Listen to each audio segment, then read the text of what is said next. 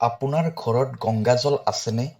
যদি আছে তেন্তে এই কথাকেইটা একেবাৰে শেষলৈকে শুনক। কাৰণ গংগাজল কেৱল পূজাৰ বস্তু নহয়, ই এক শক্তিশালী আধ্যাত্মিক শক্তিৰ বাহক হয়। এই শক্তি সঠিক নিয়মত ৰাখিলে আশীৰ্বাদ হয়, কিন্তু ভুল কৰিলে এই গংগাজলে জীৱনত বাধা, বিলম্ব আৰু অশান্তিৰ আৰম্ভণি কৰিব পাৰে। প্ৰিয় দৰ্শক, যদি আপোনাৰ চাকৰি, ব্যৱসায়, পঢ়া শুনা, টকা পইচা নাইবা বিবাহক লৈ কিবা সমস্যা হৈ আছে, তেনেহ'লে ভিডিঅ'ৰ স্ক্ৰীণত দিয়া নম্বৰত আমাক যোগাযোগ কৰিব। আমি আপোনাৰ সমস্যাসমূহ সমাধান কৰিবলৈ চেষ্টা কৰিম। ভিডিঅ'টো শ্বেয়াৰ কৰি দিব আৰু কমেণ্টত লিখিব জয় মা লক্ষ্মী। এতিয়া হওক ভিডিঅ'ৰ পৰৱৰ্তী অংশলৈ যাওঁ।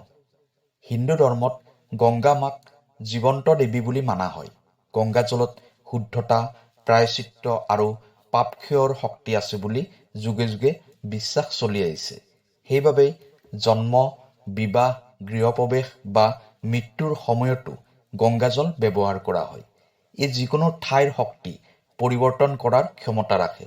কিন্তু মনত ৰাখিব, গংগাজলৰ শক্তি অন্ধভাৱে কাম নকৰে। ই মানুহৰ শ্ৰদ্ধা, আচৰণ আৰু পৰিৱেশৰ ওপৰত নিৰ্ভৰ কৰে। যদি আপুনি গংগাজল ঘৰত ৰাখিও ইয়াক অৱহেলা কৰে, তেন্তে এই পবিত্ৰ শক্তি ধীৰে ধীৰে নিস্তেজ হৈ পৰে আৰু তাৰ প্ৰভাৱ ঘৰৰ ওপৰত পৰিবলৈ আৰম্ভ কৰে।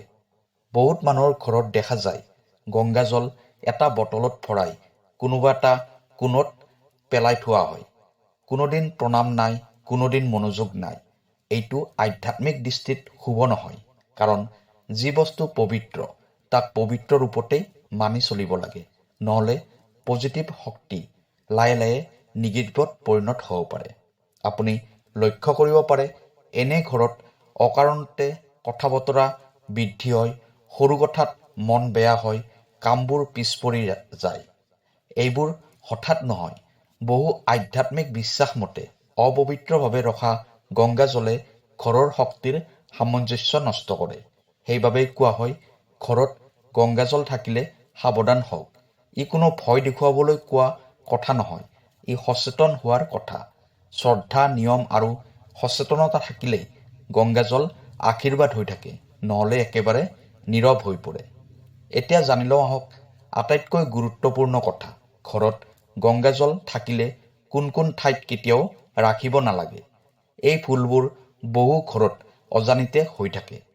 বাথৰুম বা টয়লেটৰ কাষত গংগাজল ৰখা আধ্যাত্মিকভাৱে অশুভ বুলি ধৰা হয়। এই ঠাইবোৰত দৈনন্দিন অশুদ্ধতা আৰু নেতিবাচক শক্তি জমা হয়। গংগাজলৰ পবিত্ৰ শক্তিৰ সৈতে এই শক্তিৰ সংঘৰ্ষ হ'লে ঘৰৰ শান্তি লাহে লাহে নষ্ট হ'ব পাৰে। বহুত মানুহে ৰান্ধনী ঘৰত গংগাজল ৰাখে। যদিও ৰান্ধনী ঘৰ নিজে পবিত্ৰ ঠাই, কিন্তু তাত দৈনন্দিন তেল, জুই, ধোঁৱা আৰু খাদ্যৰ গন্ধ থাকে। এইবোৰে গংগাজলৰ সূক্ষ্ম শক্তিত প্ৰভাৱ পেলাব পাৰে। সেইবাবে গংগাজল ৰান্ধনী ঘৰত স্থায়ীভাৱে ৰখা উচিত নহয়। গংগাজল কেতিয়াও মাটিত পেলাই ৰাখিব নালাগে। পবিত্ৰ বস্তু সদায় ওখ ঠাইত থাকিব লাগে।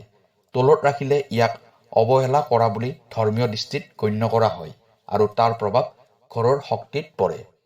খোলা ঠাইত ঢাকনি নথকা অৱস্থাত গংগাজল ৰখাটো এটা ডাঙৰ ভুল। বাহিৰৰ নিগেটিভ এনাৰ্জি, ধূলি আৰু দৃষ্টি সহজে গংগাজলত প্ৰৱেশ কৰে। ফলত পবিত্ৰতা নষ্ট হয় আৰু সুফল কমি যায়। শোৱা ঘৰত গংগাজল ৰখাটো সকলোৰে বাবে উপযোগী নহয়। বেডৰুমত মানুহৰ মানসিক অৱস্থা, চিন্তা আৰু অনুভৱ সলনি হৈ থাকে। এই শক্তিবোৰ গংগাজলৰ সূক্ষ্ম শক্তিৰ সৈতে মিহলি হৈ অস্থিৰতা সৃষ্টি কৰিব পাৰে। একে ঠাইত দীঘলীয়া সময় ধৰি গংগাজল ৰাখিলে তাৰ শক্তি স্থবিৰ হৈ পৰে। কেতিয়াবা পাত্ৰ সলনি নকৰাকৈ বছৰ বছৰ গংগাজল ৰখা হয়। এইটো ঘৰৰ শক্তি চলাচলৰ বাবে ভাল নহয়। এইবোৰ ভুলৰ ফলত ঘৰত অকাৰণতে বিলম্ব, কামত বাধা, মানসিক অশান্তি আৰু টকাৰ ক্ষেত্ৰত ফচি থকা অনুভৱ হ'ব পাৰে। বহু সময়ত মানুহে কাৰণ নুবুজাকৈ ভাগ্য বেয়া বুলি ভাবে, কিন্তু মূল কাৰণ ঘৰত থকা শক্তিৰ অসমতা হ'ব পাৰে। গংগাজল ৰখাৰ ক্ষেত্ৰত ঠাই অতি গুৰুত্বপূৰ্ণ।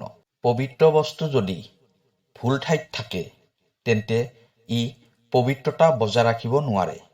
সৰু এই সাৱধানতাই ডাঙৰ সমস্যাৰ পৰা ৰক্ষা কৰিব পাৰে। এতিয়া আমি জানিব পাৰিম গংগাজল কি পাত্ৰত ৰাখিলে তাৰ শক্তি অধিক বৃদ্ধি পায় আৰু কি পাত্ৰত ৰাখিলে তাৰ শক্তি কমি যায়। আধ্যাত্মিক বিশ্বাস মতে যি পাত্ৰত কোনো পবিত্ৰ বস্তু ৰখা হয় সেই পাত্ৰই তাৰ শক্তি ধৰি ৰাখে বা নষ্ট কৰে। গংগাজলৰ ক্ষেত্ৰতো এই নিয়ম একেবাৰে প্ৰযোজ্য। ভুল পাত্ৰত গংগাজল ৰাখিলে পবিত্ৰতা থাকিলেও সুফল কমি যায়। তামৰ পাত্ৰ গংগাজল ৰাখিবলৈ আটাইতকৈ উত্তম বুলি মানা হয়। তামে পজিটিভ এনাৰ্জি বৃদ্ধি কৰে আৰু জলক দীৰ্ঘদিন শুদ্ধ ৰাখে। তামৰ পাত্ৰত ৰখা গংগাজল ব্যৱহাৰ কৰিলে ঘৰত শান্তি আৰু মানসিক স্থিৰতা বৃদ্ধি পায় বুলি বিশ্বাস কৰা হয়। পিতল আৰু কাঁচৰ পাত্ৰ গংগাজল ৰাখিবলৈ শুভ। এই পাত্ৰবোৰে গংগাজলৰ শক্তি বেছি পৰিৱৰ্তন নকৰে। বিশেষকৈ কাঁচৰ পাত্ৰত গংগাজল দেখা যায় যিয়ে শুদ্ধতাৰ অনুভৱ বজাই ৰাখে। বহুত মানুহে সুবিধাৰ বাবে প্লাষ্টিক বটলত গংগাজল ৰাখে, কিন্তু আধ্যাত্মিক দৃষ্টিত প্লাষ্টিক পবিত্ৰ বস্তুৰ বাবে উপযোগী নহয়। ই শক্তি ধৰি ৰাখিব নোৱাৰে আৰু সময়ৰ লগে লগে গংগাজলৰ সূক্ষ্ম শক্তি নিস্তেজ কৰি তোলে। লোহা বা ষ্টীলৰ পাত্ৰত গংগাজল ৰখা উচিত নহয়।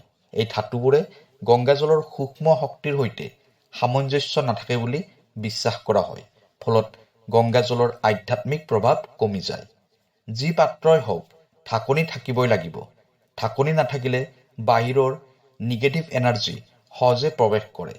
ঢাকনি থকা পাত্ৰত গংগাজলৰ পবিত্ৰতা আৰু শক্তি দীঘলীয়া সময় ধৰি বজাই ৰাখে। গংগাজল ৰখা পাত্ৰ সদায় পৰিষ্কাৰ হ'ব লাগিব। পাত্ৰ মলিন বা দাগ লগা থাকিলে ই আধ্যাত্মিকভাৱে অশুভ সংকেত বুলি ধৰা হয়। পাত্ৰ পৰিষ্কাৰ নকৰাকৈ নতুন গংগাজল ভৰোৱাটো ঠিক নহয়। দীৰ্ঘদিন একে পাত্ৰ ব্যৱহাৰ নকৰা ভাল। বছৰত অন্ততঃ এবাৰ পাত্ৰ সলনি কৰিলে বা ভালদৰে শুদ্ধ কৰিলে ঘৰৰ শক্তি নতুন হয় বুলি বিশ্বাস কৰা হয়। বহুত মানুহে গংগাজল ব্যৱহাৰ কৰোঁতে আঙুলি ডুবাই দিয়ে। আধ্যাত্মিক দৃষ্টিত এইটো একেবাৰে উচিত নহয়। আঙুলিত দৈনন্দিন চিন্তা, অশুদ্ধতা আৰু শক্তি লাগি থাকে। এইবোৰ গংগাজলত মিহলি হ'লে পবিত্ৰতা কমি যায়। গংগাজল ব্যৱহাৰৰ বাবে সদায় পৃথক চামুচ থাকিব লাগে। সেই চামুচ আন কামত ব্যৱহাৰ নকৰাই ভাল। এই সৰু নিয়ম মানিলেই গংগাজলৰ শক্তি অক্ষুণ্ণ থাকে বুলি বিশ্বাস কৰা হয়। অশুদ্ধ অৱস্থাত গংগাজল স্পৰ্শ কৰা উচিত নহয়। পবিত্ৰ বস্তু সদায় শুদ্ধ অৱস্থাতেই স্পৰ্শ কৰিব লাগে, নহ'লে তাৰ সুফল কমি যায়। খঙত, দুখত বা নিগেটিভ মনোভাৱেৰে গংগাজল ব্যৱহাৰ কৰিলে ই পূৰ্ণ সুফল নাপায়, কাৰণ গংগাজল মনৰ শক্তিৰ সৈতে জড়িত। শান্ত মন আৰু শ্ৰদ্ধাই ইয়াৰ আচল চাবিকাঠি। বিনা প্ৰয়োজনত বাৰে বাৰে গংগাজল খোৱা বা ব্যৱহাৰ কৰা উচিত নহয়। পবিত্ৰ বস্তুৰ অপব্যৱহাৰ কৰিলে তাৰ প্ৰভাৱ লাহে লাহে ক্ষীণ হয় বুলি ধৰা হয়। বহুতে গংগাজল সাধাৰণ পানীৰ বটলত মিহলাই ৰাখে। এইটো আধ্যাত্মিকভাৱে ঠিক নহয়। গংগাজল সদায় পৃথক আৰু পবিত্ৰ ৰূপতেই ব্যৱহাৰ কৰা উচিত। ৰাতিপুৱাৰ সময় গংগাজল ব্যৱহাৰৰ বাবে আটাইতকৈ উত্তম। ৰাতিপুৱা গংগাজল কেইটোপালমান মুখত লৈ বা কপালত স্পৰ্শ কৰিলে মন আৰু পৰিৱেশ দুয়োটা শুদ্ধ হয় বুলি বিশ্বাস কৰা হয়। অৱশিষ্ট গংগাজল কেতিয়াও নলাত বা মাটিত পেলাই নিদিব। যদি পেলাব লাগে তেন্তে ফুলৰ গছত বা পবিত্ৰ ঠাইত ঢালিব লাগে। ই শ্ৰদ্ধাৰ এটা গুৰুত্বপূৰ্ণ নিয়ম। বহুত মানুহৰ ঘৰত দেখা যায় বছৰ বছৰ ধৰি একে গংগাজল একেটা পাত্ৰতে ৰখা থাকে। আধ্যাত্মিক বিশ্বাস মতে সময়ৰ লগে লগে গংগাজলৰ শক্তি লাহে লাহে স্থবিৰ হৈ পৰে। পানী থাকিলেও তাৰ সূক্ষ্ম শক্তি আগৰ দৰে সক্ৰিয় নাথাকে। যদি গংগাজল বহুদিন সলনি নকৰা হয় তেন্তে ঘৰত কিছুমান সংকেত দেখা যায়। পূজাত মন নবহে, কামত অলসতা বাঢ়ে, সৰু কথাতে মন অশান্ত হয়। এইবোৰ আধ্যাত্মিকভাৱে শক্তি নিস্তেজ হোৱাৰ লক্ষণ বুলি ধৰা হয়। সাধাৰণভাৱে প্ৰতি 6 মাহ বা বছৰত অন্ততঃ এবাৰ গংগাজল সলনি কৰা উচিত। বিশেষকৈ গৃহপ্ৰৱেশ, জন্মদিন, নতুন কাম আৰম্ভ কৰাৰ আগতে নতুন গংগাজল আনিলে শুভফল পোৱা যায় বুলি বিশ্বাস কৰা হয়। পুৰণি গংগাজল কেতিয়াও অৱহেলাৰে পেলাই দিব নালাগে। ই ফুলৰ গছত ঢালি দিব পাৰি বা কোনো পবিত্ৰ ঠাইত ব্যৱহাৰ কৰিব পাৰি। এইটো শ্ৰদ্ধাৰ এটা ডাঙৰ নিদৰ্শন। নতুন গংগাজল আনোতে পাত্ৰ পৰিষ্কাৰ কৰি ল'ব লাগে। পাত্ৰত আগৰ গংগাজলৰ অৱশিষ্ট থাকিব নালাগে। এইটো ঘৰৰ শক্তি নতুন কৰি তোলাৰ এটা গুৰুত্বপূৰ্ণ নিয়ম। সোমবাৰ, বৃহস্পতিবাৰ বা পূৰ্ণিমাৰ দিনা গংগাজল সলনি কৰিলে সুফল বাঢ়ে বুলি বিশ্বাস কৰা হয়। এই দিনবোৰ আধ্যাত্মিক শক্তিৰ দৃষ্টিত বিশেষ মান্য। ঘৰত অত্যধিক গংগাজল জমা কৰি ৰখাটো উচিত নহয়। যিমান প্ৰয়োজন সিমানেই ৰাখক। কম কিন্তু শুদ্ধ আৰু সচেতন ব্যৱহাৰে বেছি সুফল দিয়ে। প্ৰতি মাহে এবাৰ গংগাজলৰ কেইটোপালমান ঘৰৰ পূজা ঘৰত বা মুখ্য কোঠাত ছটিয়ালে শক্তিৰ প্ৰভাৱ সচল থাকে বুলি বিশ্বাস কৰা হয়। গংগাজল সদায় ঘৰৰ পূজাস্থান, আলমাৰী বা ওখ ঠাইত ৰখা উচিত। ওখ ঠাইত থাকিলে ঘৰৰ শক্তি সতেজ থাকে আৰু পজিটিভ এনাৰ্জি বৃদ্ধি পায়। প্ৰতিমাহে গংগাজলৰ কেইটোপালমান কোঠাৰ পূজাস্থান বা মুখ্য কোঠাত ছটিয়ালে ঘৰত ধন, শান্তি আৰু সুস্থতা বৃদ্ধি পায়। ই ঘৰৰ নিগেটিভ এনাৰ্জি দূৰ কৰে।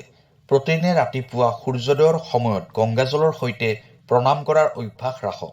এইটো মনৰ স্থিৰতা বৃদ্ধি কৰে, মানসিক শক্তি দিয়ে আৰু কামত বাধা কমায়। গংগাজল ৰখা পাত্ৰ নিয়মিত পৰিষ্কাৰ কৰিব। পৰিষ্কাৰ পাত্ৰত গংগাজল ৰাখিলে ই ঘৰত পজিটিভ এনাৰ্জি বজাই ৰাখে আৰু ধন ভাগ্যত শুভ প্ৰভাৱ পেলায়। সোমবাৰ, বৃহস্পতিবাৰ বা পূৰ্ণিমাৰ দিনা গংগাজল সলনি বা নতুন পাত্ৰত ভৰালে ঘৰত আশীৰ্বাদ বৃদ্ধি পায়। এই দিনবোৰ আধ্যাত্মিক দৃষ্টিত বিশেষ শক্তিশালী। গংগাজল ব্যৱহাৰ কৰাৰ সময়ত মন শান্ত, খং আৰু দুখবিহীন হ'ব লাগে। শুদ্ধ মনেৰে ব্যৱহাৰ কৰিলে ঘৰত সুখ সমৃদ্ধি বৃদ্ধি পায়। ঘৰত প্ৰয়োজনমতে মাত্ৰা অনুসৰি গংগাজল ৰাখক। অত্যধিক ভৰাই ৰাখিলে শক্তিৰ প্ৰৱাহ বন্ধ হ'ব পাৰে। কম কিন্তু শুদ্ধ, সচেতন আৰু নিয়মিত ব্যৱহাৰে সকলো সুফল আনে। গংগাজলৰ সৈতে নিয়মিত পূজা অৰ্চনা কৰিব। ফূৰ্তি, ধন, ভাগ্য, শান্তি আৰু মানসিক স্থিৰতাৰ বাবে ই অতি উপকাৰী। গংগাজলক কেতিয়াও অৱহেলা নকৰিব। পবিত্ৰ বস্তুৰ ওপৰত অশ্ৰদ্ধা, অসাৱধানতা বা অৱজ্ঞা কৰিলে ঘৰত শান্তি আৰু সৌভাগ্য কমি যায়। শ্ৰদ্ধা বজাই ৰখাটো একেবাৰে প্ৰয়োজনীয়। গংগাজল সদায় সঠিক ঠাইত, সঠিক পাত্ৰত, পবিত্ৰ মনৰ সৈতে ব্যৱহাৰ কৰিব লাগে। পোৱা ধন, কামত সফলতা, ঘৰৰ শান্তি আৰু মানসিক স্থিৰতা সকলোৱে ইয়াৰ ওপৰত নিৰ্ভৰ কৰে। গংগাজল ৰখা পাত্ৰ পৰিষ্কাৰ, ঢাকনি থকা আৰু প্ৰতি 6 মাহ বা বছৰত সলনি কৰা উচিত। এইটো ঘৰৰ শক্তি সতেজ ৰাখে আৰু নিগেটিভ এনাৰ্জি দূৰ কৰে। গংগাজল ঘৰত সঠিক নিয়মত ৰাখিলে নিগেটিভ এনাৰ্জি দূৰ হয়, মন শান্ত থাকে, মানসিক স্থিৰতা বৃদ্ধি পায় আৰু কামত বাধা কমি যায়। ৰাতিপুৱা গংগাজলেৰে প্ৰণাম কৰা, মাহত এবাৰ ছটিওৱা পূজা অৰ্চনা এইবোৰে ঘৰত ধন, সমৃদ্ধি আৰু সৌভাগ্য বৃদ্ধি কৰে। গংগাজলক শুদ্ধভাৱে ব্যৱহাৰ কৰিলেই সেই শক্তি সদায় আপোনাৰ সহায় কৰে। শ্ৰদ্ধা, সচেতনতা আৰু নিয়মিত ব্যৱহাৰ হৈছে গংগাজলৰ আচল চাবিকাঠি। এইবোৰ মানিলে কোনো অসুবিধা, বাধা বা নিগেটিভ এনাৰ্জি ঘৰত প্ৰৱেশ নকৰে। সেইবাবে আপোনাৰ ঘৰত গংগাজল থাকিলে সদায় শুদ্ধ নিয়ম মানি চলক। ভুল ঠাই, ভুল পাত্ৰ, অৱহেলা আৰু অশুদ্ধ ব্যৱহাৰৰ পৰা বাচি থাকিব। সঁচা শ্ৰদ্ধা, সততা আৰু নিয়মিত ব্যৱহাৰে গংগাজল আপোনাৰ ঘৰত শান্তি, ধন আৰু সৌভাগ্যৰ পূৰ্ণ আশীৰ্বাদ আনিব। আপোনাৰ ঘৰত যদি গংগাজল আছে তেন্তে আজিৰ পৰাই এই সকলো নিয়ম মানি চলক। ই আপোনাৰ জীৱন, ধন সম্পদ, মানসিক শান্তি আৰু সৌভাগ্য সদায় বৃদ্ধি কৰি ৰাখিব। ধন্যবাদ।